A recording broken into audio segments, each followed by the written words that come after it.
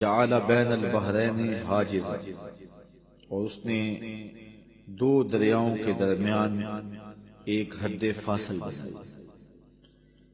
کھاری پانی اور میٹھا پانی سمندر میں اکٹھا چلتا ہے، یہ سخت کڑوا، یہ سخت میٹھا، اور کڑوا میٹھا نہیں ہوتا، میٹھا کڑوا نہیں ہوتا، میلوں تک اکٹھے سمندر میں یہ پانی چلتے ہیں، روئیں چلتی ہیں، اور درمیان میں اللہ کے حکم کا پردہ ہے۔ الہ مع اللہ، کوئی ہو سکتا ہے جو اللہ کے علاوہ معبود ہو؟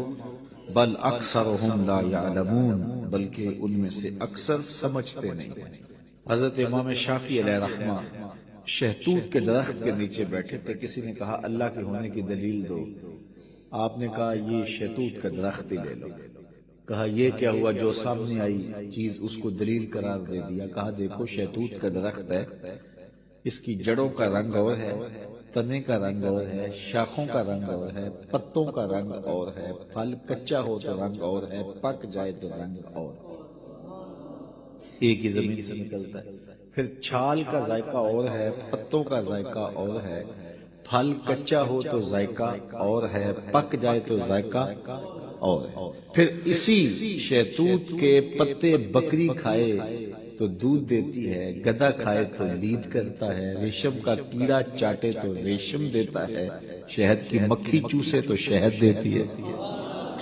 میٹیریل ایک ہے، نتیجے الگ الگ برآمد ہو رہے ہیں۔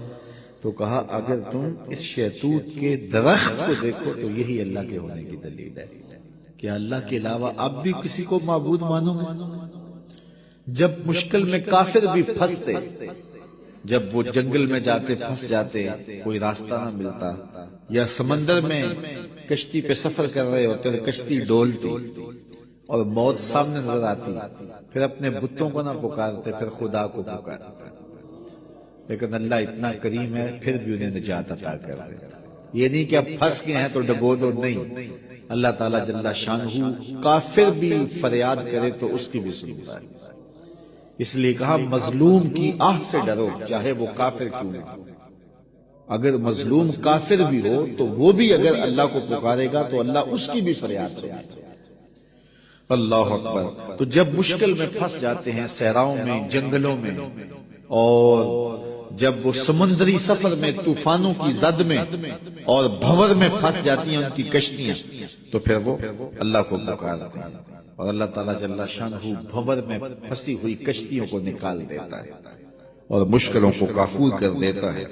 وَيَكْشِفُ السُّوءَ وَيَجْعَلُكُمْ خُلَفَاءَ الْأَرْضِ، اور وہ مصیبت کو دور کر دیتا ہے اور تم کو زمین میں صاحب تصرف بنا دیتا ہے، زمین کی خلافتیں عطا کر دیتا ہے، تخت و تاج عطا کر دیتا ہے، تمہیں شاہی دے دیتا ہے۔ اللہ تعالیٰ ارشاد فرماتا ہے الہ مع اللہ، کیا اب بھی اللہ کے علاوہ کوئی معبود بناؤ گے؟ کون ہے جو تمہیں مشکلوں میں کام آتا ہے؟ کون تمہارے دکھوں کا مداوع ہے؟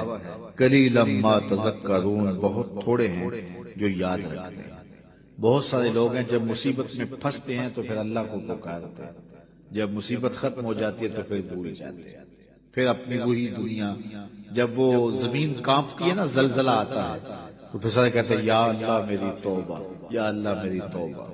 جب پتھر بھی لرزتے دکھائی دیتے ہیں، جب پہاڑ بھی کانپتے دکھائی دیتے ہیں، جب پانی بھی ڈولتا دکھائی دیتا ہے، جب زمین کا کلیجہ ہل رہا ہوتا ہے تو بھاگ کر جانے کا، فرار ہونے کا کوئی راستہ بھی نہیں ہوتا، وہ کہتے ہیں یا اللہ میری توبہ، یا اللہ میری توبہ۔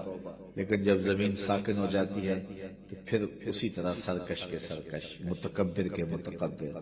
تو جب پھنس جاتا ہے تو سب کچھ دینے کے لیے تیار ہو جاتا ہے، لیکن جب بچتا جاتا ہے تو پھر راستے ڈھونڈتا ہے۔ جب مشکل میں آتا ہے تو وہ کہتا ہے یا اللہ مجھے بچا لے، میں تو سجدے سے سر نہیں اٹھاؤں گا، پکا نمازی بن جاؤں گا، کسی کو دکھ نہیں دوں گا، کسی کو اذیت نہیں دوں گا، تیرے بندوں کی خدمت کروں گا، تیرے گھر کی نوکری کروں گا، کیا کچھ نہیں کرتا۔ تو کہتا ہے مسجد صاف کروں گا، میں لیٹرین میں بھی صاف کروں گا، مجھے اس مصیبت سے، اس مقدمے سے، اس دکھ سے، اس پریشانی سے، اس بیماری سے بچا لے۔